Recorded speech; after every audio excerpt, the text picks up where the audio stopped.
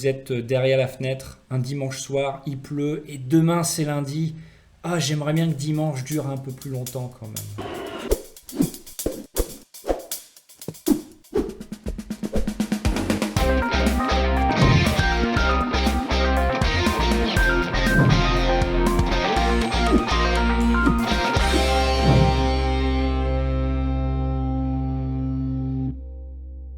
Salut tout le monde, bienvenue dans un nouveau Métro Boulot Home Studio, j'espère que vous allez bien. Aujourd'hui, j'ai envie de vous emmener un petit peu dans mon processus créatif. J'ai sorti une prod il n'y a pas très longtemps sur ma chaîne YouTube et je m'étais dit que ça serait sympa qu'on regarde ensemble comment j'ai fait, comment j'ai travaillé dessus, c'est quoi les éléments qui la composent, l'arrangement, les idées qu'il y a derrière, comment j'ai travaillé dessus en fait, comment j'ai construit la prod. Donc la vidéo s'appelle Silently Unboxing Machine Mark III on a Lo-fi hip-hop beat. C'est de l'anglais. J'ai voulu qu'il y ait un truc visuel et un truc audio en même temps. Donc je déballe mon machine MK3, je déballe le carton, ce qu'il y a dedans, je le pose sur le bureau et je fais de la musique avec. Et donc la musique, c'est moi qui l'ai créée et c'est du lo-fi hip-hop. Avant que vous me balanciez des missiles thermonucléaires, pourquoi j'ai écrit que ça s'appelait lo-fi hip-hop? Tapez ça dans YouTube et puis regardez ce qui sort. Et c'est ce style de musique là. Voilà, c'est aussi simple que ça. J'invente pas, c'est pas moi qui classifie la musique sur Internet. Je vous laisse débattre. C'est un style qui est assez chill, qui est plutôt en vogue sur les internets. J'avais envie de faire ça tout simplement. La chaîne YouTube Chilled Cow. C'est un très bon exemple avec la célèbre Lo-fi Girl qui étudie tout le temps, qui est tout le temps en train d'étudier. Donc on se demande quand est-ce que ça va arrêter parce que le live stream, ils ont un live stream qui dure depuis plusieurs mois, plusieurs années il me semble. Ça c'est cool. Bref, c'est un style qui a ses codes, qui est plutôt normé avec des trucs qui reviennent régulièrement et c'était une manière pour moi, cette prod aussi de faire un exercice de style. Je vais mettre mon casque parce que sinon je vais pas entendre grand chose.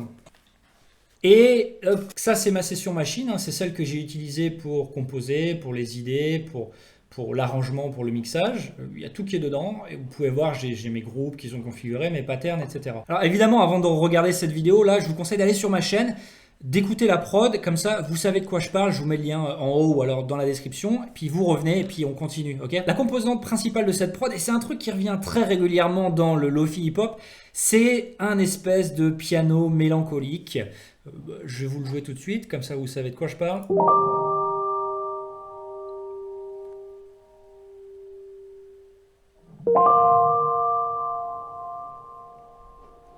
Voilà, donc ce pattern, ces petites phrases de piano, c'est un truc qui va revenir tout au long de la prod et c'est un peu le thème principal. Le truc à noter quand même, et je pense que c'est ce qui fait aussi le charme de ce genre de phrase, c'est le côté... Je ne sais pas comment ça s'appelle parce que je ne suis pas pianiste, mais en termes de guitariste, ce côté un peu strumé de l'accord, je plaque pas l'accord, je le décompose un petit peu de manière désorganisée, que ce soit un petit peu spontané, et ça donne ce côté un petit peu mélancolique, ce côté un peu... j'appuie comme ça... Voilà, je trouve que ça rajoute un petit truc, ça appuie un petit peu sur ce côté je suis derrière ma fenêtre et je regarde la pluie tomber, quoi. Pour son de piano, j'ai utilisé un plugin qui s'appelle The Gentleman de Native Instruments. C'est un upright piano, c'est un piano droit. Deuxième élément caractéristique de style de musique et que j'ai voulu utiliser tout de suite, c'est évidemment une percu un peu dans le style lo-fi hip-hop. Donc pour le début, je suis juste resté sur un clap et un hi-hat. Et un peu plus tard, je suis allé construire.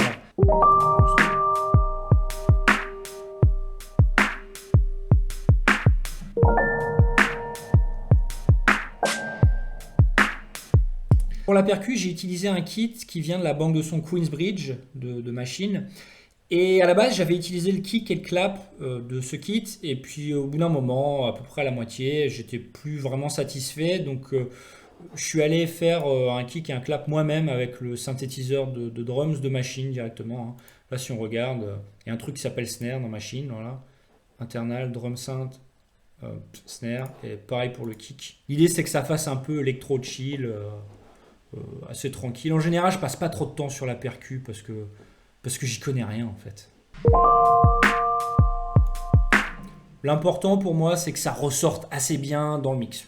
C'est surtout ça. Next, l'élément hyper important, c'est la basse, hein, en lofi hip-hop, chill out, une basse qui tâche un petit peu, mais qui est quand même un peu douce, un peu sympa. Mon plugin de prédilection pour les basses, c'est Monarch de chez Native Instruments, un genre d'émulation de Moog. Donc ça marche très très bien.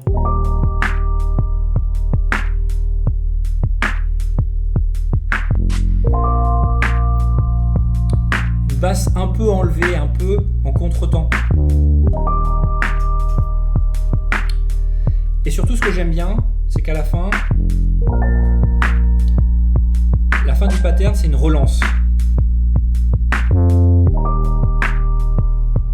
Pour lancer la prochaine scène. Alors derrière, et c'est là que ça devient intéressant, c'est que je vais commencer à jouer avec des textures. Je veux que ça reste intéressant au niveau son.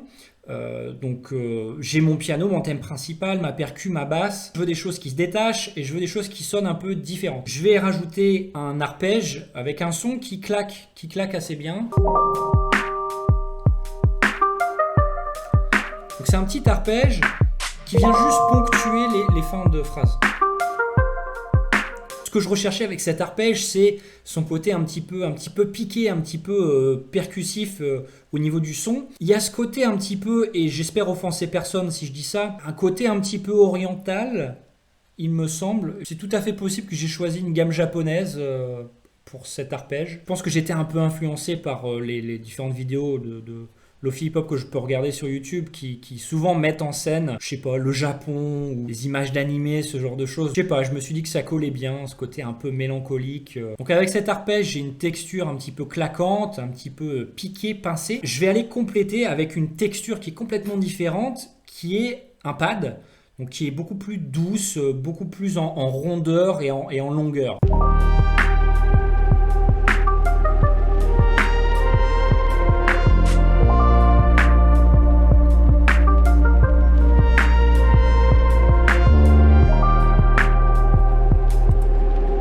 Je sais pas si vous voyez ce que je veux dire quand je parle de textures différentes. Là, l'attaque, elle est beaucoup plus progressive, elle est beaucoup plus douce. Le son, il arrive au fur et à mesure, il est baigné dans une reverb.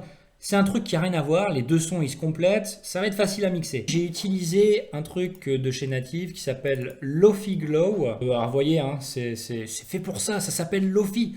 Il y a des cassettes. D'après ce que je comprends, il y a face A, face B de la cassette. Sur la face A, c'est le son de pad, et sur la face B, en tout cas sur ce preset là, c'est une espèce de bruit de fond qui vient embellir, qui vient faire craqueler un peu le son. D'ailleurs, j'ai utilisé le même plugin pour l'arpège, hein. C'est juste un preset différent que j'ai sans doute un petit peu tweaké. Voilà, c'est un mallette. Un peu plus tard dans la prod, j'ai rajouté de la guitare. Encore une fois, des textures complètement différentes qui n'ont rien à voir. J'ai fait deux prises de son différentes avec ma Telecaster. Une prise de son avec le micro manche et une prise de son avec le micro chevalet. Ça sonne très différent et du coup, ce sera plus facile à mixer. Si j'écoute les deux guitares ensemble...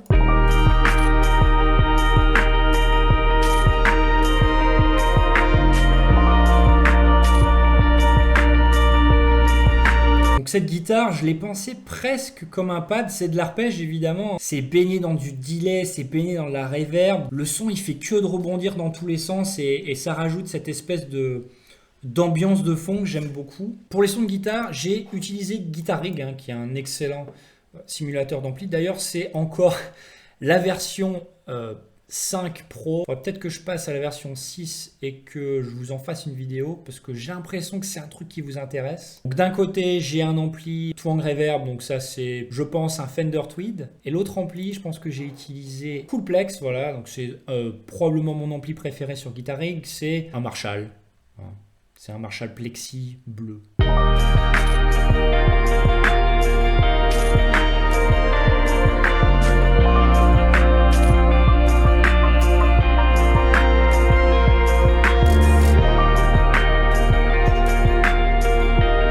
Voilà, c'est tout. Il n'y a pas grand-chose au niveau éléments, hein. Vous avez vu, c'est vraiment voilà, piano, percu, un son claquant, un son pad, la guitare. Et c'est tout. Et c'est tout. Et les effets. Au niveau arrangement, tout est basé sur cette phrase de piano qui démarre au début et qui est mélancolique et qui vous donne l'impression que vous êtes derrière la fenêtre un dimanche soir, il pleut et demain c'est lundi. Ah, j'aimerais bien que dimanche dure un peu plus longtemps quand même. Nostalgie, tristesse, un petit peu d'espoir sans doute, un petit peu. J'ai essayé en tout cas. Et la manière dont j'ai fait cet arrangement, la manière dont je travaille sur ma musique de manière générale, c'est que à chaque nouvelle scène, j'essaie d'apporter quelque chose de nouveau, histoire que ce soit pas, qu'on s'ennuie pas. Chaque nouvelle scène va apporter quelque chose de différent, que ce soit au niveau des notes ou que ce soit au niveau du son. Vous voyez qu'il y a 9 scènes. L'avantage de Machine, c'est qu'on voit hyper bien les blocs s'empiler, repartir sur les différentes scènes. Donc c'est hyper facile de comprendre comment j'ai organisé mon projet. Ça démarre avec le piano. La deuxième scène, je vais rajouter un petit peu de percu.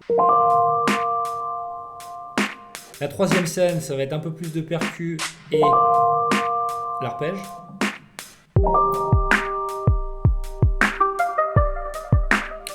Ensuite la basse.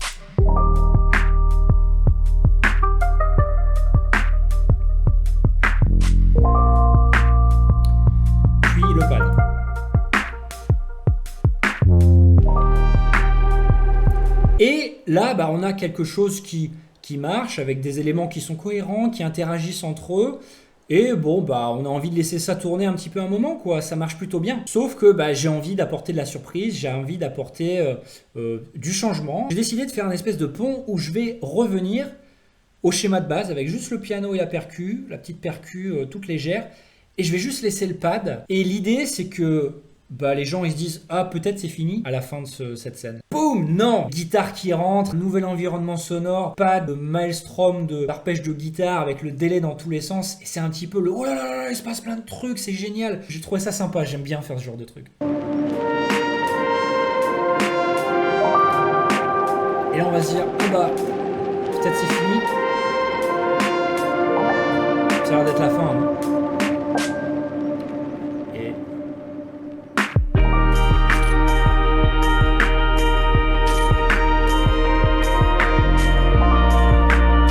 Et la dernière scène, c'est l'outro, c'est la fin.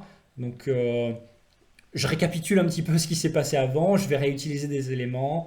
Et puis, ça va se terminer un petit peu en mode, à vous d'imaginer la suite. Ça se termine un peu comme ça a commencé finalement.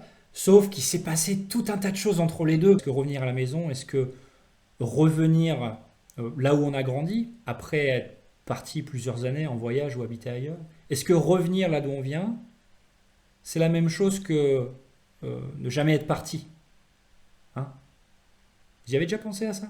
C'est hyper poétique. Voilà, je suis content. Arrangement tout simple, efficace, qui fait le job, je trouve. Voilà, c'est tout pour aujourd'hui. J'espère que ça vous a plu. Si jamais il y a des questions, des remarques ou un sujet que vous aimeriez que je traite, n'hésitez pas à laisser des commentaires en dessous. Si vous voulez, peut-être que je peux faire une vidéo spéciale sur le mixage de cette prod. Vous en pensez quoi? Si ça vous intéresse, dites-moi dans les commentaires. Et il y a toujours le temps pour faire du home studio, je vous jure. Et même si c'est pas longtemps, c'est pas grave. Ça vaut le coup. Allez, à la prochaine!